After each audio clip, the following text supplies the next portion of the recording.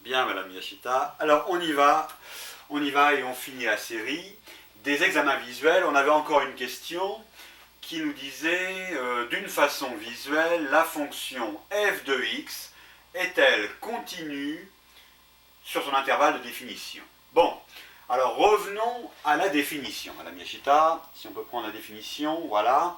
Alors, qu'est-ce qu'on sait à propos de la continuité? On a une définition, servons-nous-en. Hein, et puis on va la commenter.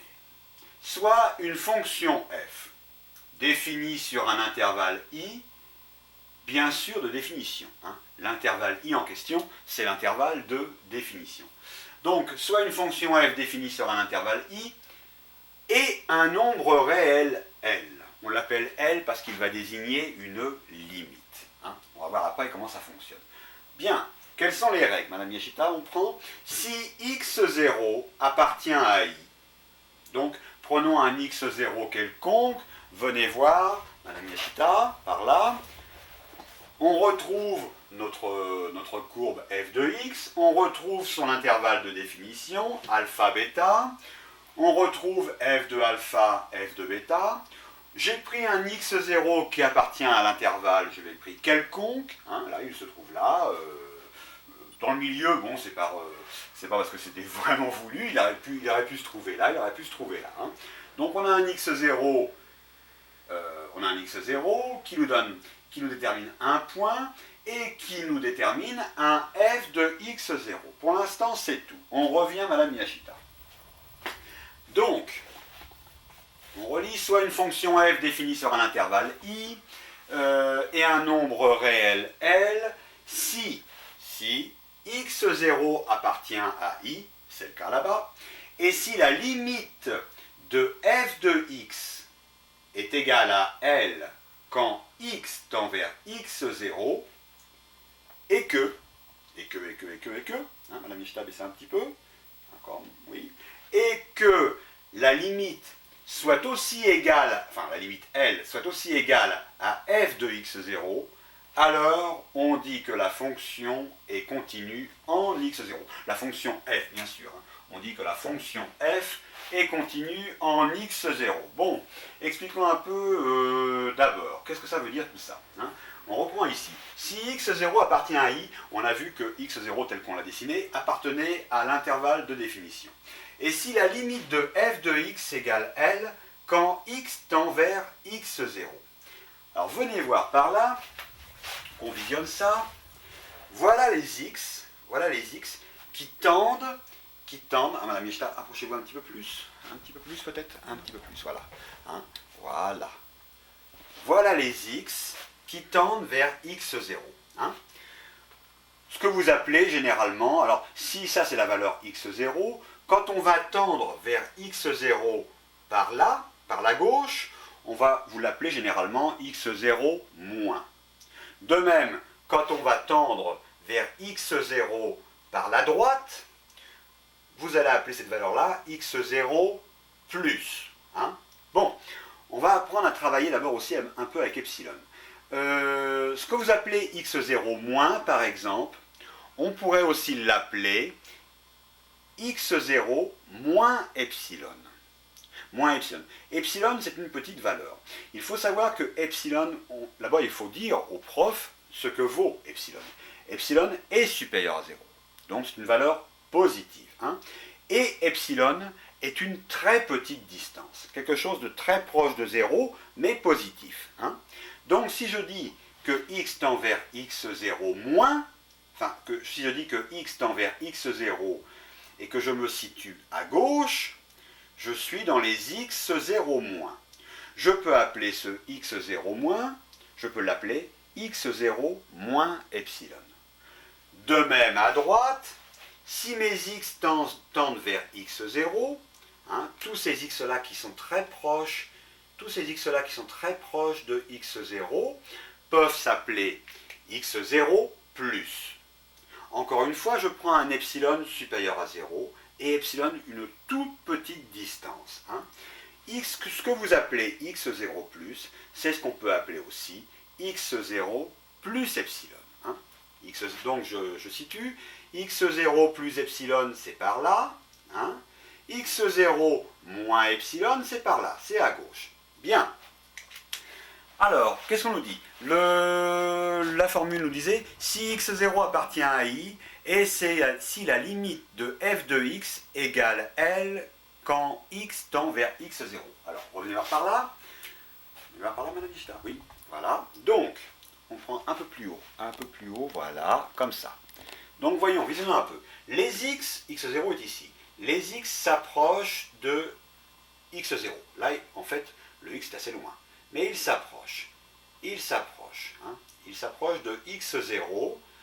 Que valent tous ces x? Voilà, tous ces x valent, oui madame Mishta, tous ces x valent des f de x. Hein. Tous ces x valent des f de x. Bien, quand x s'approche de plus en plus de x0, on lui a donné un nom, on lui a donné x0 moins, ou encore, hein, on lui a donné encore x0 moins, ou encore x0 moins epsilon. Hein.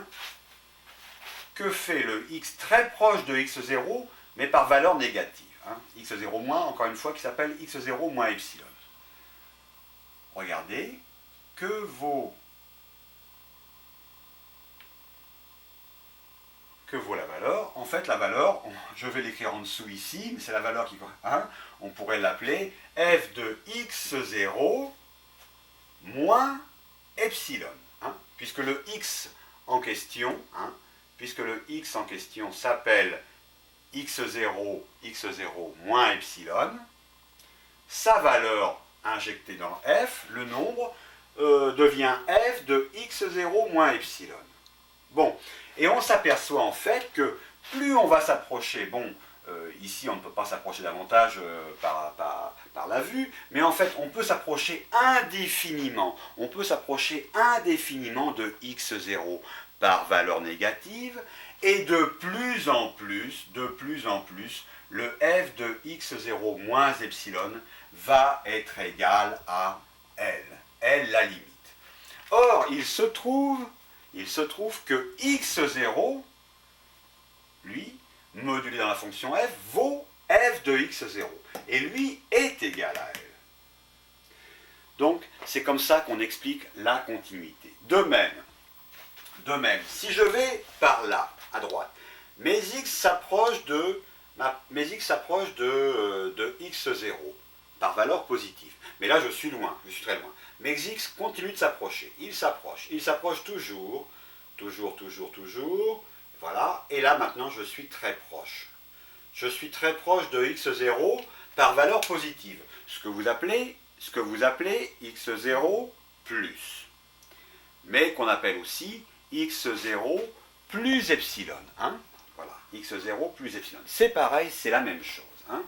Bien, plus je m'approche, madame Yoshida, merci, plus je m'approche de x0 par valeur positive, plus mes f de x vont commencer à ressembler à la valeur de f de x0. À tel point que lorsque je vais vraiment être très près, quand je serai en x0 plus epsilon, donc à droite, hein, mais très proche de x0, en fait, la valeur, hein, qui est donc juste légèrement au-dessus, hein, la valeur est quasiment celle de L. Hein. Donc on va dire de même, hein, le f de x0 ici, le f de x0 qui s'appelle comment? Plus epsilon, hein, a tendance à ressembler à L, c'est quasiment L, c'est L. Hein. Donc c'est comme ça qu'on explique la continuité. Hein. Voilà. Ce qui se comprend, ce qui est normal. Hein. En fait, plus je vais m'approcher de x0, plus mon f de x0 moins epsilon va se rapprocher de L, même pour devenir L. Hein. Ça veut dire qu'il n'y a pas d'interruption par la gauche en x0 et par la droite en x0, puisqu'on retrouve la même limite. Si je cerne x0 avec x0 plus epsilon et x0 moins epsilon, si je le cerne par la gauche et par la droite, je retrouve à ces trois valeurs, f de x0 moins epsilon, f de x0 et f de x0 plus epsilon, je retrouve la même limite. Voilà. Maintenant, on revient ici, Madame Yashita, maintenant qu'on a commencé à avoir quelques idées sur la continuité, soit une fonction f définie sur un intervalle i, l'intervalle de définition, et un nombre réel L. Ce nombre réel L, c'est par exemple la limite, de f de x0. En fait, c'est la valeur f de x0. Si x0 appartient à i, hein, c'est le cas, on a dessiné un x0 qui appartient à l'intervalle de définition, si x0 appartient à i, et si la limite de f de x est égale à L, quand x tend vers x0, ça veut dire quand x tend vers x0 moins. Quand x tend vers x0 moins, ce que vous appelez x0 moins à l'école, c'est encore, on l'a dit, égal, ce x0 moins, c'est x0 moins epsilon. De même, quand x tend vers x0 plus, ce x0 plus, c'est ce qu'on va appeler ici le x0 plus epsilon. Je vous rappelle que epsilon, hein, il faut préciser au prof, avec epsilon supérieur à 0 et epsilon une petite distance. Hein. Je n'ai pas écrit une petite distance, j'ai mis des petits points. Hein. Et epsilon, une petite distance. Bien. Ça veut dire qu'il faut que l'opération se passe par la gauche et par la droite. Hein. Bien. Alors, si x0 appartient à i et si la limite de f de x est égale à L, quand x tend vers x0, et que la limite L, hein, soit égale aussi à f de x0, donc ça nous fait f de x qui tend vers x0 égale à L, hein, ça nous fait f de x quand x tend vers x0 égale à L, et ça nous fait de même, et que la limite L soit aussi égale à f de x0, alors on dit que la fonction f est continue en x0. Alors j'ai mis soit ici, hein, et que L soit aussi égale à f de x0, hein, qu'on ait L égale à f de x qui tend vers, avec x qui tend vers x0, et L qui serait aussi égale à f de x0, alors on dit que la fonction f est continue en x0. Bon, alors là c'est le premier c'est pas le premier devoir, parce qu'on a dit qu'on n'appelait pas ça devoir, on a dit qu'on avait divisé les cassettes vidéo, hein, donc il y avait les premières cassettes sont les cassettes compréhension. À chaque cassette de compréhension, qui pourrait ressembler à du cours, ça n'est pas du cours, hein, à chaque cassette de compréhension, où on fait des petits rappels de cours, il y a des cassettes qui pourraient correspondre à des devoirs qu'on va appeler cassettes de mémorisation. Bon, ici c'est la première cassette de mémorisation. On a commencé à introduire des petites choses comme ça. Bien sûr, on va développer ça et d'une façon, j'espère,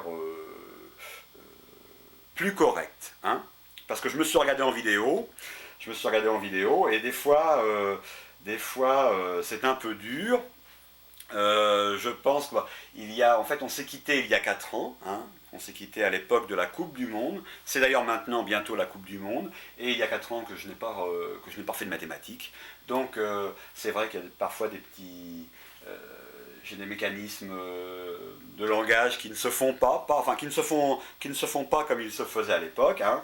Bon, mais on va trouver, je vais chercher des moyens de rendre le message plus accessible. Donc si vous n'avez pas tout saisi, hein, pas de panique, les choses vont se mettre en ordre, et pour vous, et pour moi-même aussi. Hein. Je vais tâcher de devenir un peu plus explicatif et démonstratif. Hein. Bien, mais il fallait introduire le sujet. C'est bon, Madame Yashita, on va pouvoir... donc, est-ce que le zoom est retiré, là? Oui, hein? Non? Ah non, d'accord, pas de zoom. Alors, on va tout prendre, et puis, on va couper. Voilà, donc ici il n'y a rien. Très bien. Alors là, on avait la formule, soit une fonction f définie sur l'intervalle i, hein, bien sûr de définition, et un nombre réel L, si x0 appartient à i, c'est la limite de f de x est égale à L, quand x tend vers x0, on a vu comment on appelait x qui tend vers x0, et que L, la limite L, soit aussi égale à f de x0, alors on dit que la fonction f est continue en x0. Bien. De même,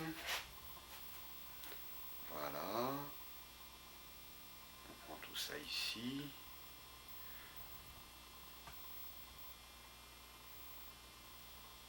Bon, une chose encore à propos de la continuité. En fait, on n'a pas vraiment répondu à la question. Je suis en train de m'apercevoir de ça. Puisque la question était d'une façon visuelle, la fonction f de x est-elle continue sur son intervalle de définition. Bon, moi j'ai pris un exemple. Hein. J'ai pris un point qui avait pour coordonnées x0 et f de x0. En fait, on n'a rien démontré. Ce qu'on peut dire ici d'une façon visuelle, bon, on a pris un point au hasard, effectivement, il y a continuité dans ce point. Hein, mais ça ne démontre pas pour toute la petite partie f de x. Hein, ça ne démontre pas. Bon, ici, d'une façon visuelle, qu'est-ce qu'on peut dire? On voit qu'on n'a pas d'interruption. Hein, on n'a pas d'interruption dans la courbe, hein, sur le domaine de définition, sur l'intervalle de définition, on n'a pas d'interruption. Par conséquent, d'une façon visuelle, et c'est tout, on peut dire qu'on est continu. Hein. Alors, est-ce que j'ai tout pris? Voilà. Il reste encore une chose à dire à propos de la continuité. De manière générale, hein, toutes les fonctions en AX, hein, ce sont les droites, hein, en AX plus B, hein, en AX carré plus BX plus C, en ax cube plus bx2 plus cx plus d, hein, ou en axn plus b fois x à la puissance n-1 plus c fois x à la puissance n-2 plus, etc., seront continues sur R, hein, et il n'y aura rien à démontrer. De même, toutes les fonctions quotients. Mais toutes les fonctions quotientes, par exemple, du type u de x sur v de x, seront continues, mais pas sur R, sur leur domaine de définition. Car bien sûr, n'oubliez pas qu'il faut que v de x, hein, u de x sur v de x, il faut que v de x soit différent de 0. Hein. De même, les fonctions racines, valeur absolue, par exemple, racine de x, hein, racine de petit x sera continue sur R+, sur R+. Hein. Bon, on aura donc occasion de reparler de la continuité et de reparler de tout ça et de cibler mieux le problème. Encore une fois, il s'agit aujourd'hui surtout d'une introduction. Hein. Après, on réintroduira bien sûr la définition, mais bien sûr, on travaillera sur des petits exos pour imager la chose, des petits exos faciles. Hein. C'est bien, Madame Yashita, on a tout pris. Vous pouvez couper, s'il vous plaît. Le micro, c'est bon? Oui. Okay. Allez, Madame Yashita, on y va. Et bien, on y va. Alors, maintenant, on est en révision. Hein. On est en révision, donc on essaye de faire vite. Hein. Des petits calculs, par exemple effectuer et simplifier s'il y a lieu, 9 racine de 12 plus 3 fois racine de 3 plus 8. Allez, on y va. 9 racine de 12 plus 3 fois racine de 3 plus 8. Bon, on pourrait distribuer ou on peut déjà commencer à travailler cette racine de 12. Racine de 12, c'est quoi? C'est racine de 4 fois 3. Hein. C'est donc du type racine de A fois B qui est encore égal à racine de A par racine de B. Donc, ce qui fait que racine de 4 fois 3, racine de 4 fois 3, c'est égal encore à racine, bon, de racine de A par racine de B, racine de 4 par racine de 3. Racine de 4, c'est, on se rappelle, c'est racine de 2 au carré, ça y est. Fonction racine carré, fonction carré, il me reste 2. Il me reste 2, donc il me reste 2 fois, n'oubliez pas celle-là, 2 fois racine de 3, ou on dit encore 2 racines de 3. Il me reste donc 9 fois 2 racines de 3. 9 fois 2, 18. Ça me fait donc du 18 racines de 3 plus 3. Le tout fois racine de 3 plus 8. Bon, je ne peux pas simplifier davantage. Je vais maintenant distribuer. On se rappelle A plus B fois C plus D. On va distribuer ça fois ça, ça fois ça, et enfin ça fois ça, et ça fois ça. Allez, 18 racines de 3 fois racine de 3. Ça nous fait donc du 18 racines de 3 fois racine de 3 au carré. Hein. Plus 18 racines de 3 fois plus 8, plus fois plus. Alors, plus 18 fois 8, Madame Yashita, 18 fois 8. 18 fois 8, alors 8 fois 8, 64. Je retiens 6, 8 fois 1, 8. 8 et 6, 8 et 6, 14. Hein, 14. Ça nous fait donc du 144. Merci Madame Yashita. Hein, de votre grande aide. Merci. J'ai dit combien? 164. Hein. Oui. 164. 164. N'oublions pas le racine de 3. Bon, maintenant on a fini pour ça. Il nous reste 3 plus 3 fois plus racine de 3. Donc plus 3 plus fois plus. 3 fois racine de 3. 3 racines de 3. Et enfin 3 fois 8, 24. Plus 24. Hein. Et ça y est. Ça y est. Qu'est-ce qu'il me reste à faire? Ah, ici fonction racine carrée. Fonction carrée. Deux fonctions inverses l'une de l'autre qui s'éliminent, il me reste 3. Ça fait donc du 18 fois 3. 18 fois 3, 8 fois 3, 24. Je retiens 2, 3 fois 1, 3, 4, 5. Voilà. Ça me fait donc du 54 plus 164 racines de 3 plus 3 racines de 3. Donc ici, n'oubliez pas qu'on peut compter les chaussettes avec les chaussettes. J'ai 164 chaussettes plus 3 chaussettes. Hein. C'est la même chose, donc ça me fait donc du 164 plus 3, ça fait donc du 167 racines de 3. Plus 24, je peux ajouter mon 24 ici à 54, ce qui me fera donc du 74, ce qui me fera donc du 78, et je ne peux pas simplifier davantage. Voilà. C'est bien. C'est bien, on a fini, on va entourer le résultat. Hein. Bien, si je ne me suis pas trompé. Hein. Bon, si j'ai fait une erreur de calcul, ici, ça n'est pas conséquent, on n'aura pas de problème à la suite. Hein. Donc vous rectifierez de vous-même. Bien, alors oui, parce qu'on s'arrête ici, parce que là, on a les chaussettes, et là, on a, par exemple, les torchons. Hein. On ne peut pas ajouter torchons et chaussettes. Hein. Il y a tant de torchons, et il y a tant de chaussettes. C'est bien. Allez, on fait la suite. On ne coupe pas. Alors, Madame Ishta, vous faites rapidement. Je vous conseille de vous reculer un petit peu. Pour ça, voilà, comme ça, tu vois. Voilà, comme ça, on part d'en haut, voilà. Bien, allez, au suivant. Au suivant, alors le suivant, Madame Yeshita, c'était simplifier les radicaux. Simplifier les radicaux. Alors on avait le premier, 108. Bon, moi je ne sais pas le simplifier comme ça d'entrée, qu'est-ce que je vais faire? Je ne sais pas faire. Je vais faire, comment déjà on dit rechercher les nombres premiers. Alors 108, c'est divisible, on commence toujours par 2 si on est divisible par 2. Pour être divisible par 2, il faut que le dernier chiffre soit pair. Hein. Donc 108, le dernier chiffre c'est 8. 8 est pair, on peut donc diviser par 2. Donc ça nous fait donc du 54. 54, le dernier chiffre est pair, donc je peux toujours continuer à diviser par 2. 50 c'est 25, 25 et 2, 27. Ça y est, je ne suis plus divisible par 2. Par contre, je fais la somme, 7 plus 2, 7 et 2, 9. 9 est un multiple de 3, donc 27 est divisible par 3. Et je continue.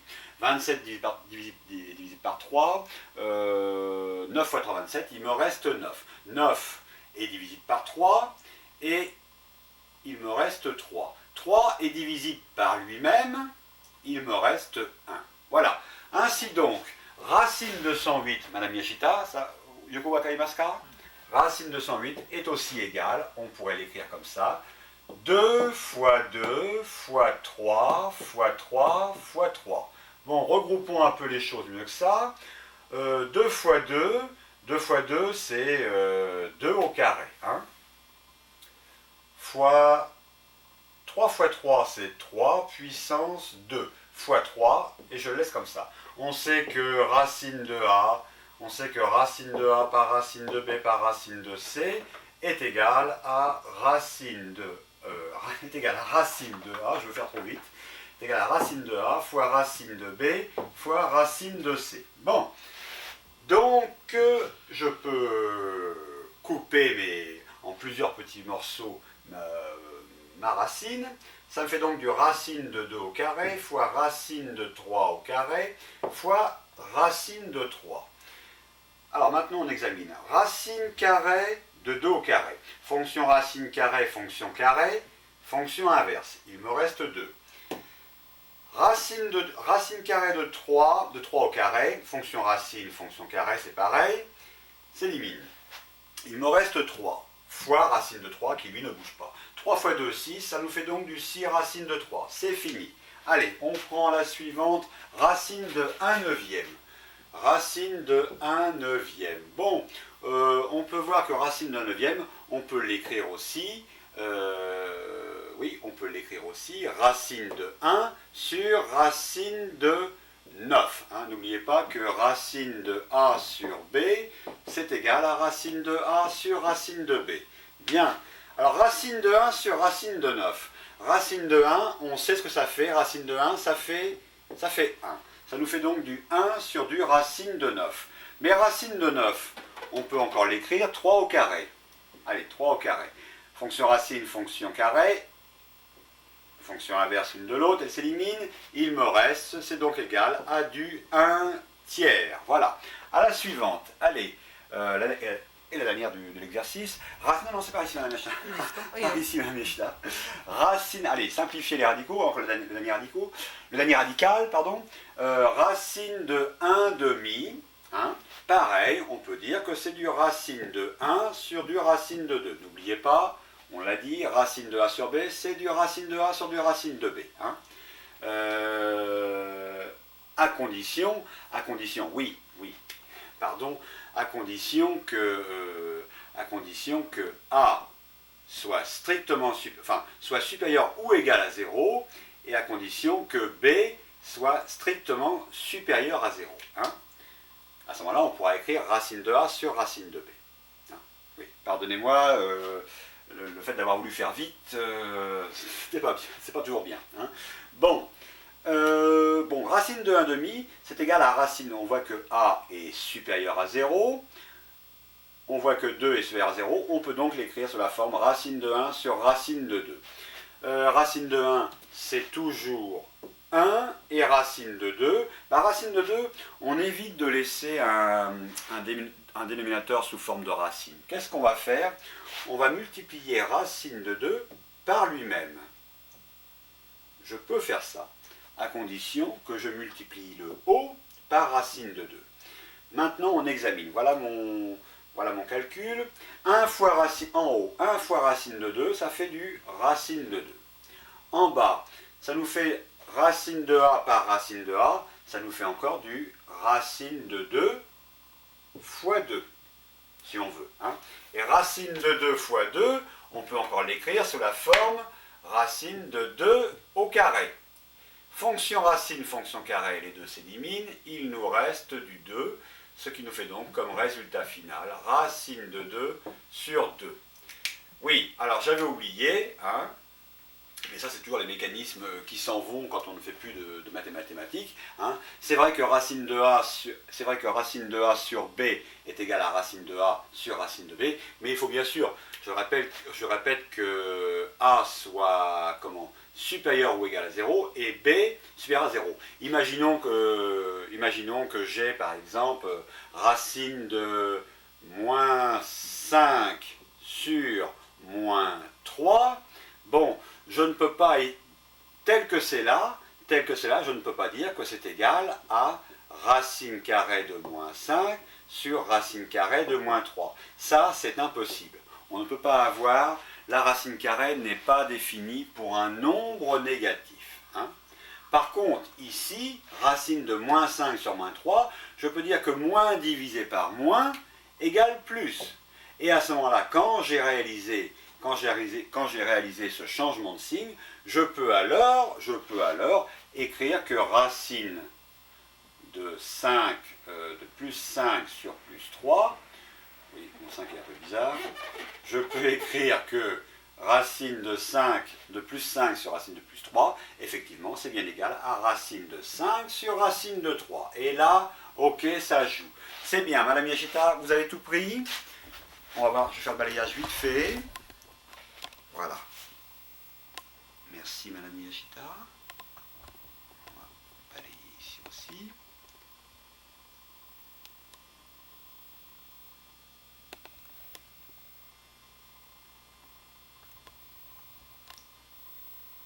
Voilà. Okay. Allez, à la suite. Effectuer 5 racines de 2 moins 1 demi de racine de 2 plus 2 tiers de racine de 2 moins 2 racines de 2. Alors là, c'est impeccable. J'ai des chaussettes, des chaussettes, des chaussettes et des chaussettes. Hein, Madame Yashita, kutsu, kutsu, kutsu et kutsu. Kutsushita, comme elle voilà. Oui. Bon, alors on y va, il faut juste les compter ensemble, mais on s'aperçoit qu'on a des dénominateurs, on a des fractions. Donc il va falloir faire un calcul de fractions. On va tout mettre sous le même dénominateur. Quel va être le dénominateur commun à tous ces termes? Bon, bah, ça va être 2 fois 3, 6. Hein. Ça nous fait donc du 5 racine de 2, le tout sur 6, je peux le mettre sur 6, à condition de mettre fois 6 en haut aussi. De même, moins 1 demi, alors attention, je vais multiplier 2 par 3, à condition de multiplier 1 par 3 en haut. Le tout fois racine de 2. Je continue. Plus 2 tiers de racine de 2. Alors là, j'ai déjà 3. Je vais donc faire 3 fois 2. Je peux multiplier 3 par 2 à condition de multiplier le haut par 2 aussi. Le tout fois racine de 2. Et enfin, j'ai moins 2 racine de 2. Moins 2 racine de 2 que je vais multiplier en bas. Je vais multiplier 1 fois 6 à condition de multiplier le haut par 6. Ça y est, mon travail est fait. Je n'ai plus qu'à compter. Alors, 6 fois 5, 30. Hein, ici, Mme Yashita, c'est bon? 6 fois 5, 30. Ça m'a fait donc du 30 racine de 2. Le tout sur 36e. Hein. Moins 1 fois 3, 3. 3 sur 2 fois 3, 6. Racine de 2. Plus 2 fois 2, 4. 4 sur 3 fois 2, 6. Racine de 2. Et enfin, moins 6 fois 2, 12. 12 sixièmes de racine de 2. 12 sixièmes fois racine de 2. J'ai partout mon dénominateur commun. Par conséquent, je peux les compter ensemble. Hein. Donc, je vais même tout mettre... partout, j'ai racine de 2. Dans tous les termes, j'ai racine de 2. Mettons racine de 2 en facteur. Racine de 2, facteur de quoi? Racine de 2, facteur de 30 sixièmes. Moins 3 sixièmes, plus 4 sixièmes, moins 12 sixièmes. Bon, j'ai des sixièmes partout, je ferme parenthèse, j'ai toujours racine de 2 qui est fois le tout. Allez, je mets tout sur 6 puisque j'ai partout 6. Hein. Donc je peux tout mettre sur une fraction unique. Ça me fait donc du 30 moins 3 plus 4 moins 12. Allez, on compte. Madame Yashita, ensemble. Moins 12 moins 3, moins 15. Oui. Moins 15, 30 plus 4, 34. Allez, 34 moins 15. 34 moins 15, il va me rester du 15, il va me rester du 19. 19, est-ce que c'est bien ça, Madame Yashita? 19 sixièmes. Est-ce que c'est ça? Ideska? Elle a dit peut-être. Hein. Elle a dit peut-être, elle ne s'est pas trop avancée. Hein. Bon, ça ferait donc du racine de 2 fois 19 sixièmes, 34, oui. 15, 15 et 4, 19. Voilà, ça doit être ça. Hein. Ça me fait donc du racine de 2 fois 19 sixièmes, ou encore, comme on l'écrit généralement, on met la fraction d'avant, ou le nombre de devant, hein, fois racine de 2. Et là, malheureusement, je ne peux pas simplifier, parce que 19 est un nombre premier, donc je ne peux pas le simplifier par 6, par 2 ou par 3. C'est impossible. Bien, c'est fini, on prend à la suite. Allez, Madame Yashita, l'exercice suivant, racine de 50, moins 2 racines de 8, plus 3 racines de 18, moins 7 racines de 2, qu'il faut toujours effectuer. On vient par là. Oui, Madame Yashita, 2 minutes. Oui, il me reste 2 minutes. Bon, j'essaie d'envoyer en 2 minutes. Hein. racine de 50 moins 2 racines de 8, plus 3 racines de 18. Allez, il faut remettre le turbo là. Plus 3 racines de 18 moins 7 racines de 2, ce qui n'est pas évident. Allez, racine de 50, c'est pareil, je ne sais pas ce que ça fait. Qu'est-ce que je vais faire? Je vais faire une division en nombre premier. Allez, c'est divisible, 50 est divisible par 50 est divisible par 2, puisque le dernier chiffre est pair. Ça me fait donc du 25. 25, ça n'est pas 5 et 2, 7. Ça n'est pas divisible par 3, ça n'est pas divisible par 2. Par contre, c'est divisible par 5, qui est le nombre premier suivant. Il va me rester 5. 5 est divisible par 5. Il me reste 1. Voilà comment écrire racine de 50. C'est racine de 2 fois 5 fois 5. Allez, moins 2 racine de 8. Racine de 8, c'est assez simple. 18, c'est assez simple. Allez, on y va. Donc, racine de 50, on a dit, est devenue 2 fois 5 fois 5. C'est encore du 5 carré. Moins 2 racine de 8. 2 racines de 8. Ah oui, les lumières, on a oublié les lumières. Il n'y en a qu'une, hein. Moins 2 racines de 8. Racine de 8, c'est racine de 4 fois 2. Mais 4 fois 2, on peut encore dire que c'est donc racine de 4 par racine de 2. Et racine de 4, c'est racine de 2 au carré. Et racine de 2 au carré, fonction racine, fonction inverse, s'élimine. Il nous reste donc du 2. Plus 3 racines de 18. 3 racines de 18, c'est du racine de 9 fois 2, c'est-à-dire 3 fois 3 carré fois 2, d'accord, qu'on peut casser dès maintenant. C'est du racine de 3 au carré par du racine de 2. Et enfin, moins 7 racine de 2. Bien, on y va. Ici, on avait racine de 50. On a vu que racine de 50, c'était racine de 5 au carré fois racine de 2. On peut aussi casser la fraction ici. Profitons-en. Allez, voilà, ça y est. Bon, racine de 2, ça restera racine de 2, on ne peut pas y toucher. Racine de 5 au carré, la fonction racine, fonction carré s'élimine, il me reste 5. Le terme suivant. Moins 2, 2 fois 2, fois 2, racine de 2. Allez, terme suivant. Plus 3, alors racine de 3 au carré, fonction racine, fonction carré s'élimine, il me reste donc du 3 fois racine de 2 auquel on ne peut pas toucher. Et enfin, moins 7 racine de 2, ça y est, on y est.